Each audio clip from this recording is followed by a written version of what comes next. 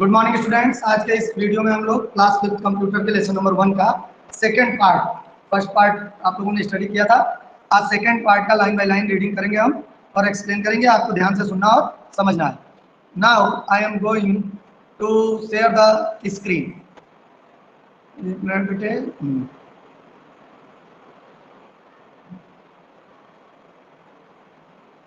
ठीक, ये सारा स्क्रीन, सारा वर्क आप लोगों को दिखाई दे रहा है। ये दिखाई दे रहा है बेटा आप लोगों को? सर पेज धुंधला रहा है। धुंधला आ रहा थे? Yes sir. मिनट रुक जाइए, सही कर देते हैं। ओके, देखिए यहाँ से हमको स्टार्ट करना था। मेजरिंग स्टोरेज कैपेसिटी, ठीक है। पेज नंबर 12 पर देखिए, मेजरिंग स्टोरेज कैपेसिटी है, जिसमें आपको ध्यान होगा पिछले वीडियो में हम लोगों ने रीडिंग किया था कि डोबो को कोई फाइल लेने के लिए कहा कंप्यूटर से। तो टोबो ने सजेस्ट किया डोबो को कि जाके पेन ड्राइव लाओ। तो जो डोबो है, देखिए यहाँ से, Dobo went to the market to buy a pen drive with his mother. जो डोबो है अपनी मम्मी के साथ पेन ड्राइव लेने के लिए मार्केट गया। तो जो शॉपकीपर था वो पूछता, how much storage capacity pen drive do you want? आपको कितने स्टोरेज कैपेसिटी का पेन ड्राइव चाहिए? तो मदर ने जवाब दिया 8 GB पेन ड्राइव। मदर ने कहा मुझे 8 GB का पेन ड्राइव चाहिए। They bought the pen drive and came back home. उन्होंने पेन ड्राइव खरीद और वापस आ गए। डोबो आस्क्ड हिज मदर, देखिए अब इस पेज पर, storage capacity what is it? Mummy ये स्टोरेज कैपेसिटी क्या होती है, समझाइए मुझे। मदर बोलती है, you know that all times that we purchase are measured in some measuring units. कुछ भी मार्केट से खरीदते हैं तो कुछ ना कुछ उसकी मेजरिंग यूनिट जरूर होती है। जैसे इन द सेम वे, जैसे मान लीजिए कपड़ा लेने गए कि लंबाई नाप कर कपड़े बेचे जाते हैं। आलू लेने गए, प्याज लेने गए, फ्रूट लेने गए तो तौल कर बेचा जाता है, ग्राम या किलोग्राम में। लंबाई को मीटर या सेंटीमीटर में नापा जाता है। जैसे मिल्क लेने गए तो उसको मिलीलीटर या लीटर में नाप कर दिया जाता है। तो कुछ भी सामान हम खरीदते हैं तो उसकी कुछ ना कुछ मेजरिंग यूनिट होती है। उसी यूनिट के आधार पर 1 किलो, 2 किलो, 1 मीटर, 2 मीटर नाप कर सामान दिया जाता है। In the same way, we have units to measure storage capacity of various computer storage devices. जैसे कोई सामान लेने के लिए हमको किसी न किसी यूनिट की जरूरत होती है। जैसे लंबाई के लिए मीटर, सेंटीमीटर, वेट के लिए मतलब केजी, किलोग्राम या ग्राम। उसी तरह हम लोग को कंप्यूटर के लिए भी अलग अलग कैपेसिटी का, क्षमता का स्टोरेज डिवाइस खरीदना पड़ता है, ताकि हम अपनी डॉक्यूमेंट को, अपनी फाइल को, अपनी फोटो को, अपने वीडियो को कहीं सुरक्षित जगह पर स्टोर करके रख सकें। तो डोबो पूछता है, व्हाट आर दे? ये सब क्या है माँ? मदर बोलती है कि अरे बेटा देखो, जैसे लंबाई नापने की छोटी यूनिट सेंटीमीटर होती है, बड़ी लंबाई नापनी है तो मीटर होती है, और बड़ी लंबाई नापनी है तो किलोमीटर में दूरी नापा जाता है। इसी तरह कंप्यूटर की सबसे छोटी जो मेमोरी की यूनिट होती है वो बिट होती है, BIT। सबसे छोटी यूनिट मेमोरी को नापने की क्या है? बिट। और बिट को क्या कहते हैं? Binary digits. ये देखिए, बिट को बाइनरी डिजिट कहते हैं और ये केवल 2 नंबर से रिप्रेजेंट होता है, 0 या 1। जो बाइनरी डिजिट्स होती हैं वो केवल 2 नंबर होते हैं, 0 या 1। तो डोबो पूछता है, व्हाट इज बिट? ये बिट क्या है? तो उसकी मम्मी समझाती है Dobo, go and switch on the fan. जाओ फैन को ऑन। डोबो जाता है और फैन ऑन कर देता है। फिर उसकी मम्मी कहती है, नाउ स्विच इट ऑफ। जाओ अब फैन को बंद कर दो, स्विच ऑफ कर दो। डोबो जाता है और फैन को स्विच ऑफ कर देता है। तो मम्मी उसकी समझाती है कि बेटे, fan understands only 2 commands, on end of. क्या पंखे को चिल्ला चिल्ला के कहोगे बंद हो जाओ तो बंद हो जाएगा? कहोगे स्टार्ट करो तो स्टार्ट हो जाएगा? नहीं, वो हमारी इस भाषा को नहीं समझता। वो केवल ऑन और ऑफ, ये 2 कमांड को समझता है। तो अगर जब आप स्विच ऑन कर दिए फैन चल गया, स्विच ऑफ कर दिए फैन बंद हो गया। इसी तरह computer also recognize only 2 digits, 0 and 1। इसी तरह कंप्यूटर भी काम करने के लिए केवल 2 तरह की डिजिट्स को ही जानता है कंप्यूटर, जिनको हम बाइनरी डिजिट्स कहते हैं। और ये बाइनरी डिजिट्स क्या क्या होती हैं, कोई बताए? कौन कौन सी डिजिट्स होती हैं बाइनरी डिजिट्स? 1 and 0। हाँ, वेरी गुड। 0 एंड 1। हाँ, वेरी गुड वेरी गुड। इनको कहते हैं बाइनरी डिजिट्स, यानी कंप्यूटर के मेमोरी, या यूं कहिए मेमोरी की सबसे छोटी यूनिट अगर पूछ दी जाए, what is the smallest unit of memory, तो आप सीधे बोलेंगे इसका मतलब है बिट, BIT। याद रहेगा, smallest memory, smallest unit of memory bit, BIT, bit. Bit. हाँ, और बाइनरी डिजिट्स होती हैं 0 और 1। Very good. वन। अब चलिए समझते हैं कि कितनी यूनिट्स होती हैं इसकी। देखिए, ये बाइट का मतलब तो एक कैरेक्टर दिया हुआ है। चलिए अच्छा, यहां से स्टार्ट करते हैं। अगर 4 बिट्स मिल जाएं, a combination of 4 bits make a nibble, अगर 4 बिट्स को मिलाकर कुछ लिखा जाएगा तो उसको कहेंगे ए निबल। जैसे 1 किलोग्राम में 1000 ग्राम होता है ना, तो 1000 ग्राम मिलेगा तब जाके 1 किलोग्राम बनेगा। उसी तरह 4 बिट्स मिलेंगे तब जाके एक निबल होता है।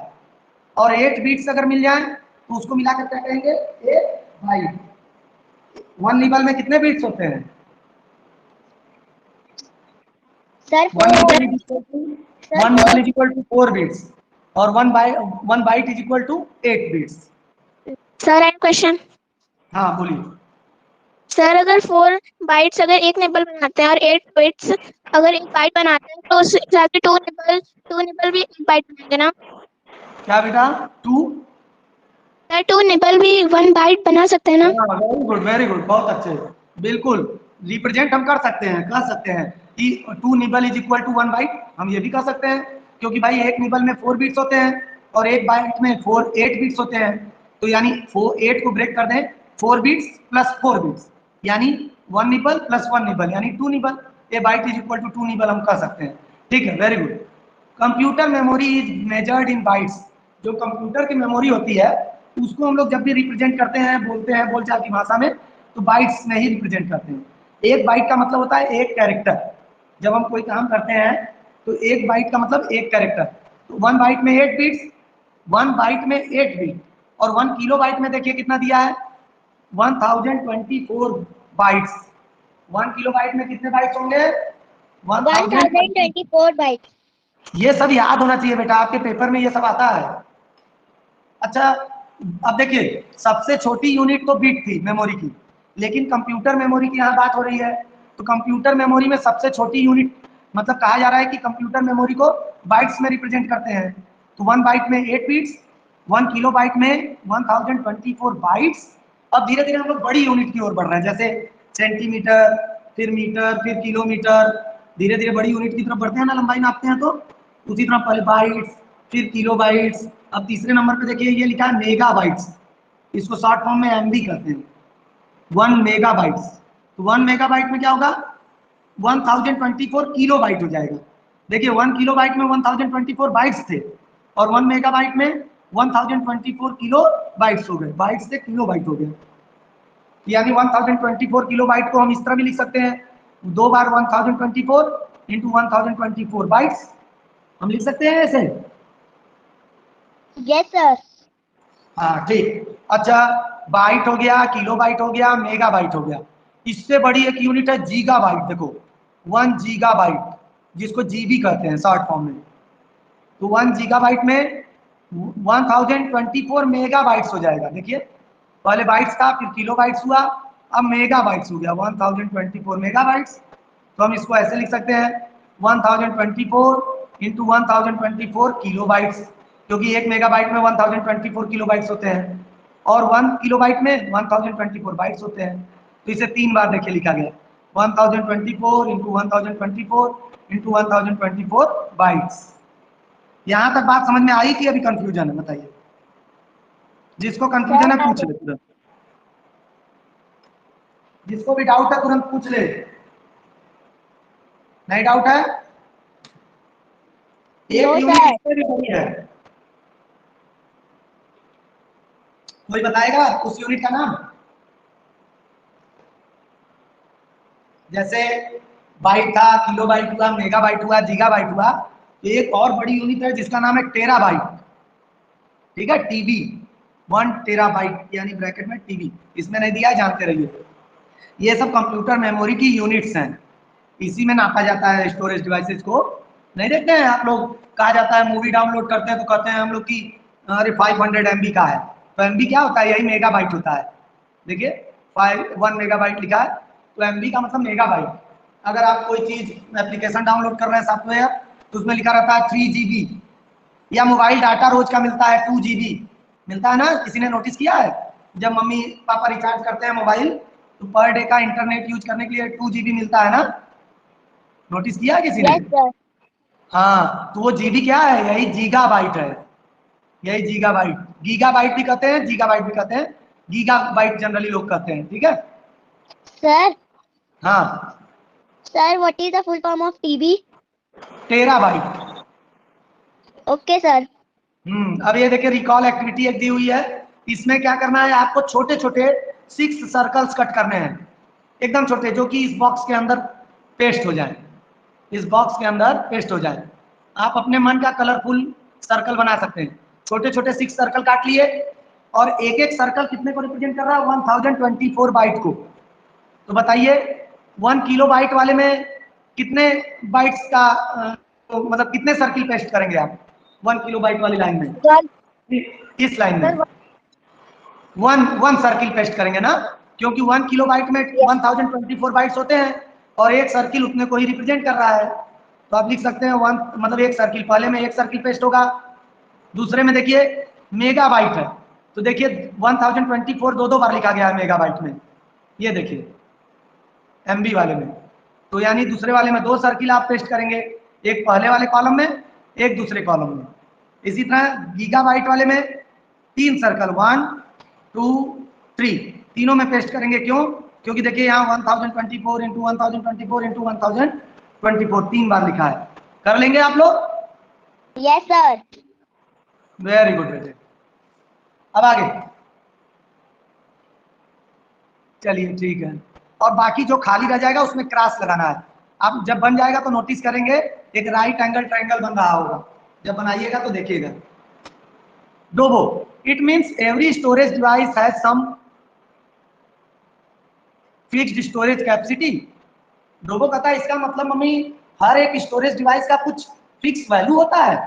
मम्मा ने कहा हाँ बिल्कुल सही आप समझ रहे हैं, हर एक डिवाइस का कुछ ना कुछ फिक्स स्टोरेज कैपेसिटी है, उससे ज्यादा वो डाटा को स्टोर नहीं कर सकता। जैसे यहाँ देखिए दिया हुआ है, इधर इस वाले कॉलम में लेफ्ट साइड देखिए स्टोरेज डिवाइस दिया है, डाटा किस में स्टोर होता है। चलिए तो आप लोग लिखते जाइए, फ्लॉपी डिस्क के सामने लिखिए 80 किलोबाइट KB, 80 उसके बाद कैपिटल में K कैपिटल में B, हो गया। सर 80 के बाद KB ये जो किलोबाइट लिखा है देखिए, ये देखिए ब्रैकेट में लिखा है ना KB किलोबाइट, यस सर। वही लिखना है 80 के आगे किलोबाइट KB। फिर CD के आगे लिखिए 700 MB, CD के आगे 700 MB, हो गया। Yes sir. देखिए पहला फ्लॉपी डिस्क किलोबाइट में स्टोर करता है, CD मेगाबाइट में स्टोर किया। DVD के सामने लिखिए 15 GB, 15 गीगाबाइट, यानी G capital B। Next hard disk, hard disk का लिखिए 256 GB, 256 GB गीगाबाइट या गीगाबाइट, ठीक है। हुआ भाई यहाँ तक? Yes sir. Yes sir. केवल एक यस स्टूडेंट सर। का याद रखना। हाँ वेरी गुड। पेन ड्राइव का लिख लीजिए 32 GB, पेन ड्राइव का 32 GB gigabyte. Sir I have done. हाँ वेरी गुड। ये देखिए सब अलग अलग डिवाइस था जिसमें डाटा स्टोर करते थे या करते हैं, और सब की क्षमता अलग अलग है, इसीलिए उनकी यूनिट भी अलग अलग है। भाई किलोबाइट है यानी कम डाटा स्टोर होगा, मेगाबाइट है यानी कुछ ज्यादा डाटा स्टोर होगा, गीगाबाइट है तो बहुत ज्यादा डाटा स्टोर होगा, और टेराबाइट होगा तब तो पूछिए मत, बहुत ज्यादा डाटा स्टोर हो जाएगा। ओके, अब ये रिकॉल एक्टिविटी आप लोग को यहाँ क्लास में जब आएंगे लैब में तब कराऊंगा। अब ऑर्गेनाइजेशन ऑफ CPU देखते हैं कि CPU कैसे काम करता है। हम लोग पढ़े थे ना कि मशीन जो CPU है वही प्रोसेसिंग का काम करती है कंप्यूटर में। तो Dobo and Tobo are working for a school project on the computer. Dobo और टोबो एक स्कूल प्रोजेक्ट के लिए कंप्यूटर पर बैठकर काम कर रहे थे कंप्यूटर स्क्रीन पर। डोबो कहता है I wonder how a computer works. Dobo कहता है यार मेरे को ना चक्कर आ रहा है, बहुत आश्चर्यचकित हूं मैं कि ये कंप्यूटर काम कैसे करता है। तो डोबो बोलता है अरे भाई it is the CPU, central processing unit which controls it's working. ये जो सीपीयू है यही सारा काम कंप्यूटर का करता है। तो डोबो कहता है सीपीयू व्हाट इज इट, भैया ये सीपीयू क्या होता है मुझको समझाओगे। तो डोबो कहता है वेल चलो ठीक है, इतना तुम कह रहे हो तो मैं समझा देता हूँ। I can explain you the CPU and its organisation. मैं तुम्हें सीपीयू के बारे में और उसके काम के बारे में भी समझाऊंगा। व्हाट इज इट, क्या है। टोबो बोलता है नो डोबो नहीं, टोबो बोलता है well I can explain, no no sorry, yes I have seen my mother and father using to take out money. अच्छा, टोबो बोलता है कि क्या तुमने कभी एटीएम मशीन देखा है। तो डोबो कहता हाँ हाँ कई बार देखा है, मम्मी पापा उससे पैसे निकालते हैं। तो टोबो कहता है ATM machine works like a CPU. जो एटीएम मशीन है वो बिल्कुल सीपीयू की तरह काम करता है, कंप्यूटर के सीपीयू की तरह। कैसे, the card and keyboard act as a input device. जो एटीएम कार्ड है और जो कीबोर्ड जिसपे बटन रहता है नंबर दबाते हैं वो सब इनपुट डिवाइस का काम करता है। द इनपुट का मतलब क्या हुआ, कार्ड डिटेल एंड पासवर्ड, ये इनपुट हो गया क्योंकि भाई कार्ड डिटेल, जब कार्ड लगाते हैं तो उसमें डिटेल होता है हमारा मम्मी या पापा का, और हम पासवर्ड भी डालते हैं। Are processed in the ATM machine which acts as a CPU. ये सारी चीजें एटीएम मशीन के अंदर प्रोसेस होती हैं, वर्क होता है। Finally in the cash dispenser which acts an output device. फिर जब प्रोसेसिंग पूरी हो जाती है तो पैसा निकल आता है डिस्पेंसर के पास, तो वो आउटपुट डिवाइस हो गया क्योंकि वहां से हमको आउटपुट मिल गया, पैसा मिल गया। The output that is the money is dispatched. Computer system is made of 3 parts. Computer system में मुख्य रूप से 3 पार्ट्स होते हैं। पहला इनपुट का काम, दूसरा प्रोसेसिंग और तीसरा आउटपुट। यही 3 काम होते हैं कंप्यूटर के अंदर। इनपुट यूनिट का काम क्या है, the device that gives data and instruction to computer are called input devices. भाई कंप्यूटर में जो भी डाटा और जानकारी आप देते हैं किस चीज से देते हैं, किसकी मदद से, भाई कीबोर्ड से, माउस से, लाइट पेन से, स्कैनर से, इन्हीं सब की हेल्प से तो हम कंप्यूटर के अंदर टाइप करते हैं या कोई काम क्लिक करते हैं। तो ये इनपुट यूनिट हो गई, पहला काम। फिर सीपीयू जिसको हम सेंट्रल प्रोसेसिंग यूनिट कहते हैं, it is responsible for processing the data fed by the user. अब सीपीयू का काम क्या है कि जो इनपुट हमने दे दिया ये सीपीयू उसके प्रोसेसिंग करता है, वर्क करता है। जैसे क्या, जैसे डाटा को सॉर्टिंग करना, क्रम से करना, परफॉर्मिंग कैलकुलेशन, गुणा भाग करना, कैलकुलेशन करना, saving it on the computers money memory, sorry, कोई भी काम आप करते हैं वो कहाँ सेव हो जाता है, कंप्यूटर मेमोरी में।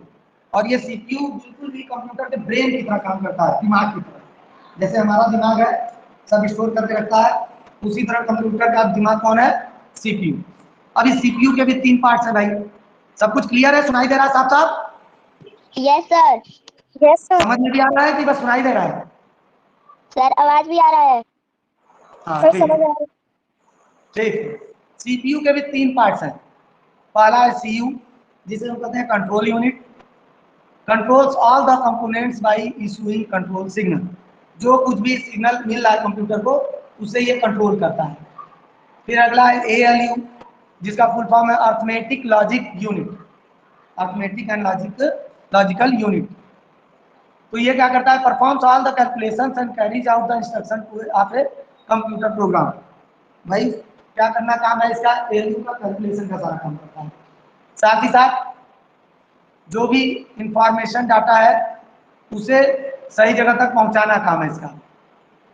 Perform the basic arithmetical and logical operation, छोटा मोटा काम एएलयू के थ्रू ही, सारा कैलकुलेशन का काम यूं समझिए एएलयू के थ्रू होता है। यही प्रोसेसिंग का मेन एक तरह से वर्क करता है।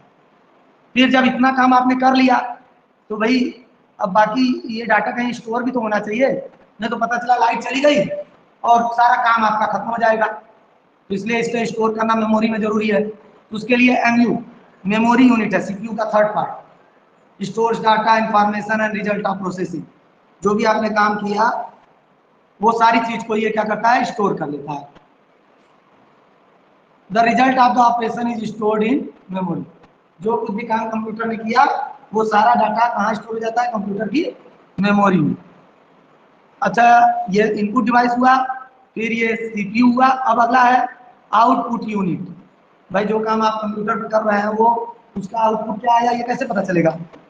हमारा काम हुआ कि नहीं हुआ ये कैसे हम जानेंगे? तो उसके लिए देखिए आउटपुट यूनिट होती है।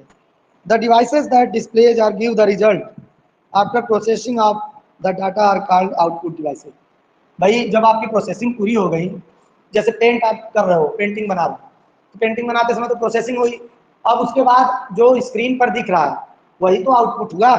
जब हमारी पेंटिंग बनकर तैयार हो गई या हम उसका प्रिंट आउट लेते हैं तो ये सब आउटपुट डिवाइसेज होते हैं। गाना सुनते हैं कंप्यूटर में प्ले करते हैं और गाना बाहर बजता है तो वो भी आउटपुट डिवाइस हुआ। तो मॉनिटर, प्रिंटर, स्पीकर, प्लॉटर ये सब आउटपुट डिवाइसेज है।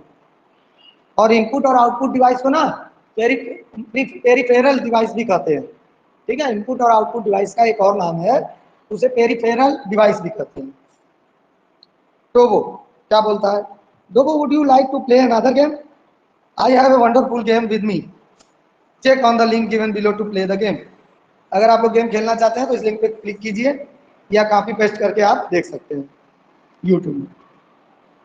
तो गेम क्या खेलने के लिए कहता है? टोबो, check your computer lab and list the various input and output devices available in the lab in the space provided below। तो भाई कंप्यूटर लैब जब आएंगे तब आप काम करेंगे। कंप्यूटर लैब में क्या इनपुट डिवाइस में माउस, कीबोर्ड यही सब रहेगा इनपुट डिवाइस। और आउटपुट डिवाइस में क्या क्या रहेगा? मॉनिटर, प्रिंटर, ठीक है, ये सब आउटपुट डिवाइस हो जाएगा।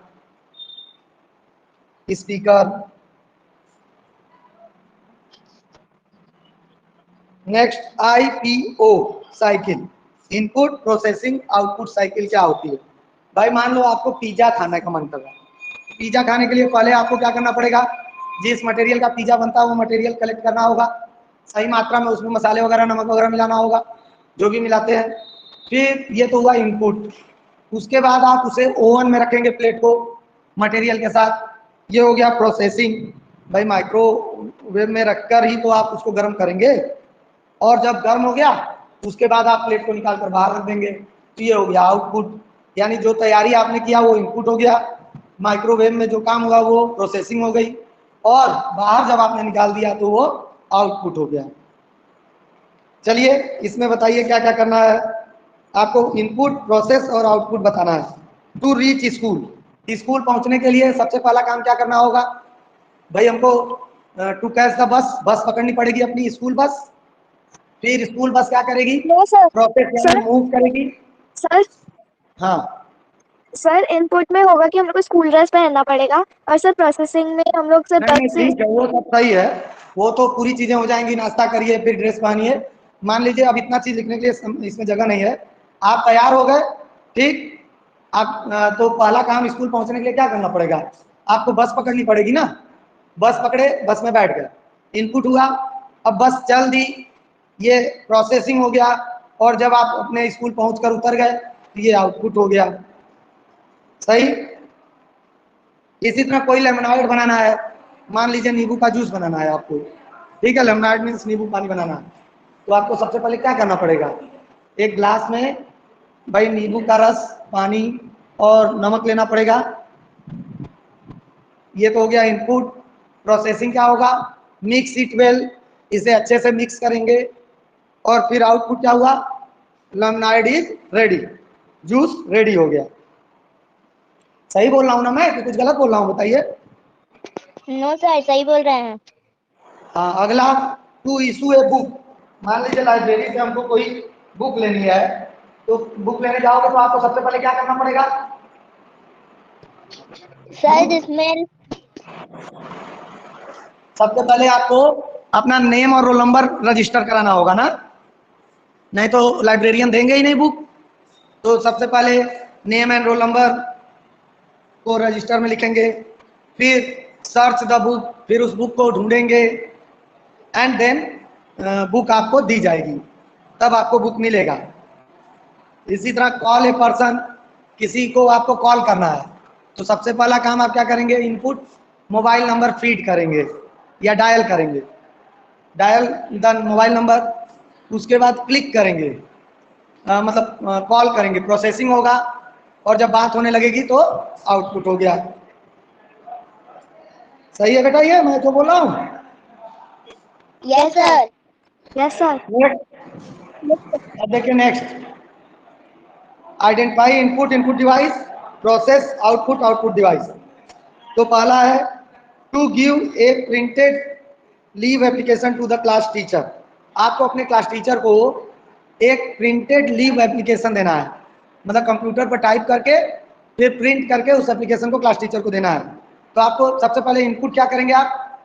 तो इनपुट होगा टाइप द लेटर, आप लेटर टाइप करेंगे ना पहले, फिर इनपुट डिवाइस क्या हुआ, किसकी मदद से आपने टाइप किया? Sir keyboard. कीबोर्ड की हेल्प से। तो पहले वाले कॉलम में हो जाएगा टाइप द लेटर, दूसरे वाले में हो जाएगा कीबोर्ड। प्रोसेसिंग क्या हुई भाई? टाइप हो रहा है, यही प्रोसेसिंग है, टाइपिंग लिख सकते हैं। फिर आउटपुट क्या हुआ? आउटपुट में मॉनिटर पर दिख रहा है letter, letter appears on monitor, और उसके बाद या प्रिंट हमने ले लिया। तो दो दो हो सकते हैं, देखिए, या तो आपको आउटपुट डिवाइस में मॉनिटर का नाम दे दीजिए दिखाई देने वाले में, और जो लास्ट में आउटपुट डिवाइस है उसमें प्रिंटर नाम दे दीजिए, क्योंकि प्रिंटर की हेल्प से ही तो आप प्रिंट करेंगे लेटर को, एप्लीकेशन को। Yes sir. अगला है to scan a photograph and save it on your system.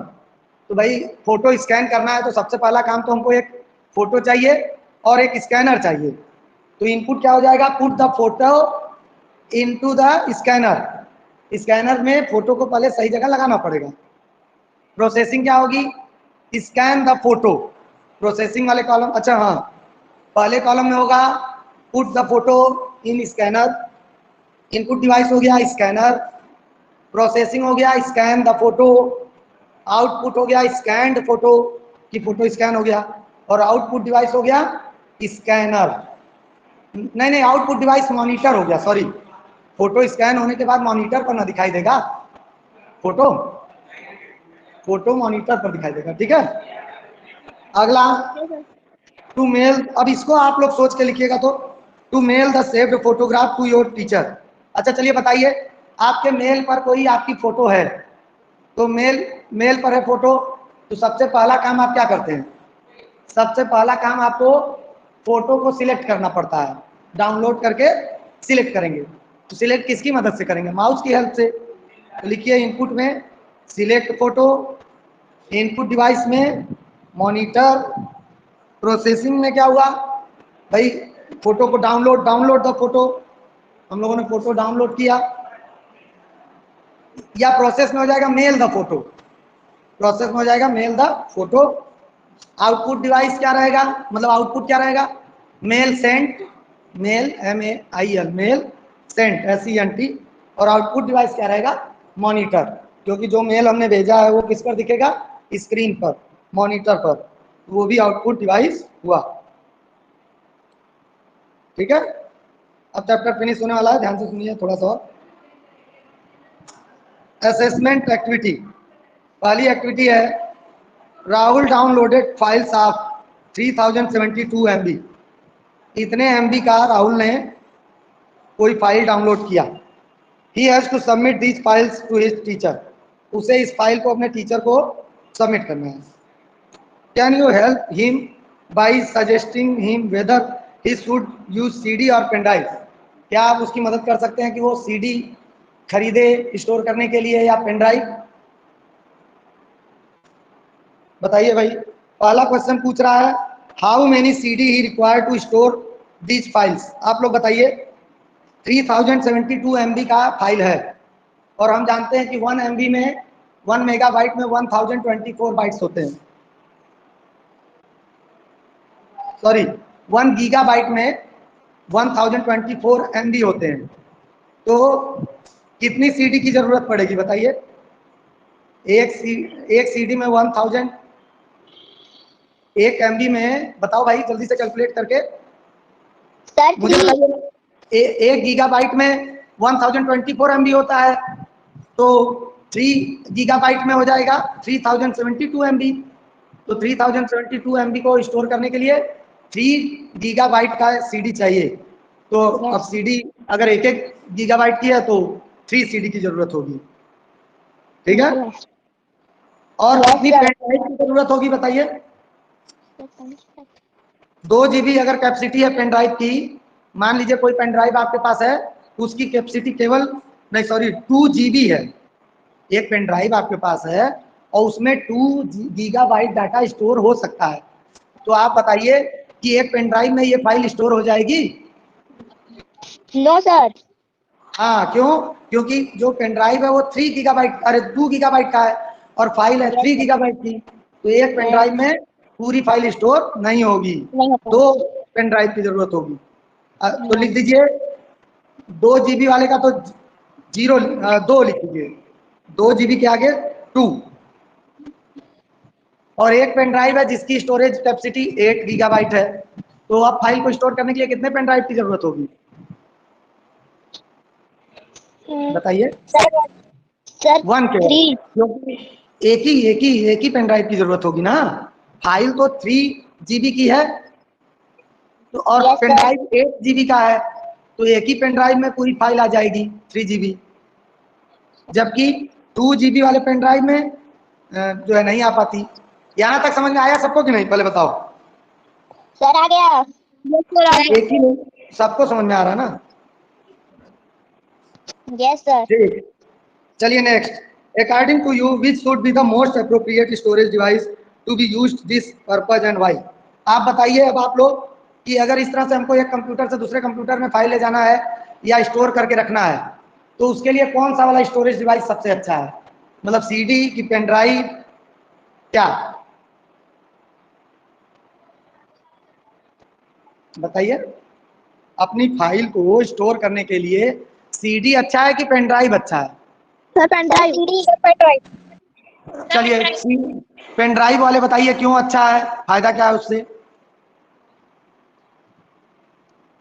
फायदा ये है कि उसे ले जाना आसान है एक जगह से दूसरे जगह, कंप्यूटर में लगाना आसान है, उसे एक्सेस करना आसान है ना।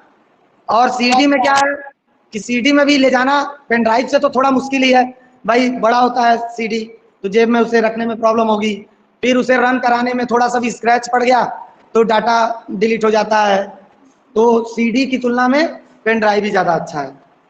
तो आंसर लिखेंगे pen drive is more comfortable because it is easily portable. Pen drive ज़्यादा कंफर्टेबल है, क्यों? क्योंकि इसे कहीं भी आसानी से ले आया जा सकता है, तो ये आंसर होगा। क्वेश्चन नंबर 2 को देखिए, number of bytes required to store the word measuring.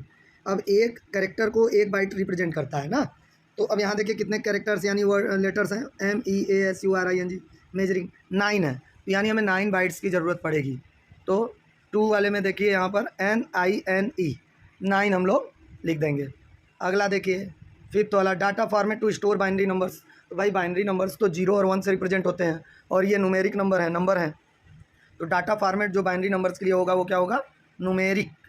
कौन सा? ये 5वां, ये देखिए न्यूमेरिक, 5 वाले में NUMERIC, न्यूमेरिक लिखेंगे। 6 वाला है storage unit consisting of 0 and 1।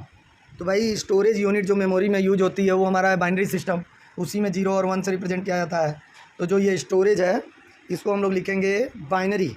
6 वाले में यहाँ पर BINARY बाइनरी लिखेंगे, ठीक है। नेक्स्ट आपका 7 वाला है, this unit of memory is equal to 1024 kilobytes. तो अगर आप ध्यान दें तो ऊपर दिया हुआ था पिछले पेज पर कि 1024 kilobytes is equal to 1 megabyte होता है, 1 MB is equal to 1024 kilobytes होते हैं, तो 7 वाले में मेगाबाइट्स लिखेंगे, MEGABYTE, मेगाबाइट लिखेंगे 7 में, ठीक। अब डाउन वाला चेक कर लीजिए, this unit of memory is equal to 1024 megabytes.